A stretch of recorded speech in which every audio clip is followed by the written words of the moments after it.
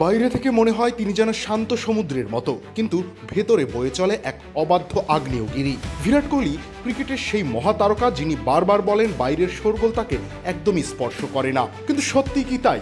সত্যি হলো নির্লিপ্ত মুখের নিচে লুকিয়ে থাকে এক নরম হৃদয়, যা সমালোচনাকে কেবল শোনেই না, বরং সেটাকে জ্বালানি হিসেবে ব্যবহার করে ফিরে আসেন আরও শক্তিশালী হয়ে।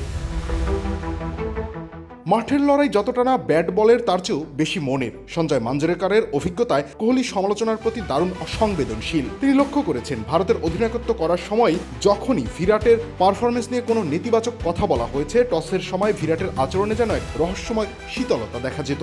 মাঞ্জরেকর বলেন, বিরাট সেই প্রথম সারির মানুষদের একজন যে সবসময় বলে মানুষ কি বলছে তাতে আমরা গুরুত্ব দেই না, কিন্তু আদতে বিষয়টা উল্টো। এই সংবেদনশীলতাই কোহলিকে অন্যদের চেয়ে আলাদা করে তোলে। সমালোচনা যেখানে অনেকের ক্যারিয়ার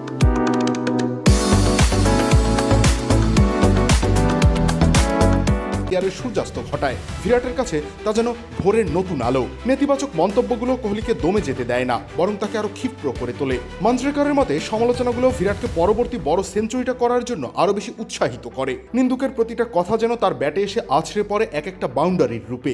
অপমানের জবাবটা কোহলি মুখে না দিয়ে স্কোরবোর্ডে দিতে ভালোবাসেন।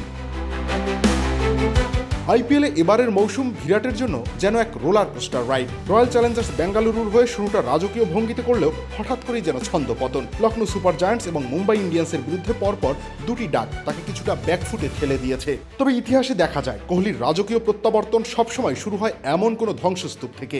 22 গজে পরিস্থিতি দলের বোলারদের বিপক্ষে হোক কিংবা খেলা একঘেয়ে লেগে গেলে বিরাটের প্রাণশক্তি একা হাতে দলকে সজীব রাখে। মাঞ্জরেকর স্মৃতিচারণ করে বলেন, অধিনায়ক হিসেবে তার যে বিষয়টি ভালো লাগতো তা হলো যখন পরিস্থিতি একদম নিস্তেজ হয়ে পড়তো তখনও সে নিশ্চিত করত দল যেন অনুপ্রাণিত থাকে।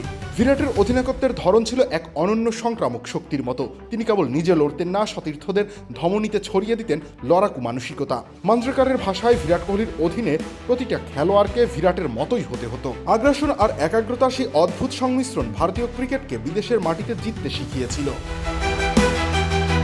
ক্রিকেট মাঠের গ্ল্যাডিয়েটর কোহলি প্রমাণ করেছেন যে সমালোচক থাকা জরুরি, কারণ সেই বাইরের আওয়াজগুলোই তাকে মনে করিয়ে দেয় তিনি কে আর তার গন্তব্য কোথায়। বিরাটের এই যাত্রা কেবল রানের জয়গান নয়, বরং বারবার ভেঙে গিয়ে উঠে দাঁড়ানোর এক মহাকাব্য।